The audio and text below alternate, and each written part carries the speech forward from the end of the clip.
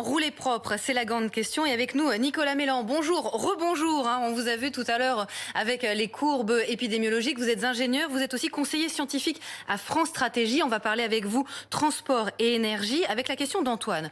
Je voulais acheter une voiture hybride, mais sont-elles si vertes que ça? Question légitime parce que l'ONG Transport et Environnement a fait faire des tests qui montrent que les hybrides rechargeables polluent en fait beaucoup plus qu'elles ne le disent.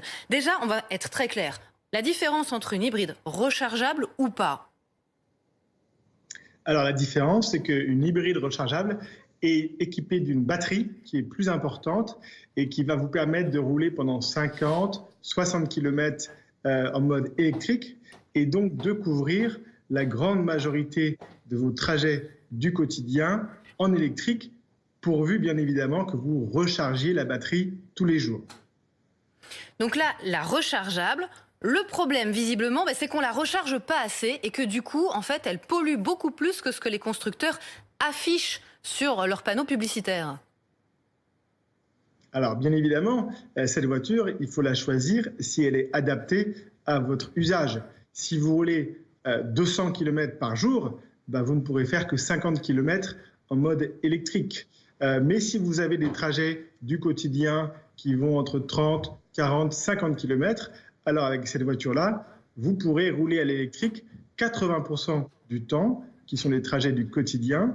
Et pour la longue distance, vous aurez une sorte de borne de recharge embarquée dans votre voiture, puisque vous aurez ce moteur thermique qui ira recharger la batterie et qui vous permettra de parcourir 300, 400, 500 km sans avoir peur de tomber en panne d'électricité.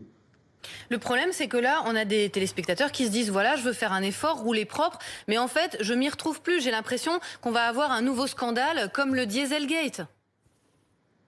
Alors, bien évidemment, c'est ce qui nous pend au nez avec des tests d'homologation de ces véhicules qui sont trop optimistes et pas représentatifs de la réalité.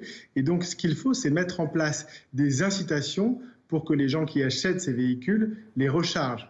Alors, beaucoup de ces véhicules sont achetés par des voitures de société et des personnes qui ont des cartes de carburant et donc qui vont préférer faire le plein d'essence que d'électricité. Donc ce qu'on a proposé avec France Stratégie dans un rapport publié en juin 2019, c'est d'indexer la taxe sur les véhicules de société au taux d'utilisation en voiture électrique. Si vous payez une taxe de 5 000 € par an et que vous roulez la moitié du temps électrique, alors vous aurez un rabais de 2 500 €. Donc une meilleure utilisation de ces voitures qui, sur le principe, offrent en fait un bon compromis. Elles offrent un bon compromis. Je rappelle que 50% des ménages en France n'ont qu'une seule voiture et donc ont besoin d'une voiture polyvalente. Mais bien évidemment, il faut qu'elle soit rechargée chaque jour, ce qui signifie avoir une prise de courant à domicile, mais aussi une place de stationnement, bien évidemment.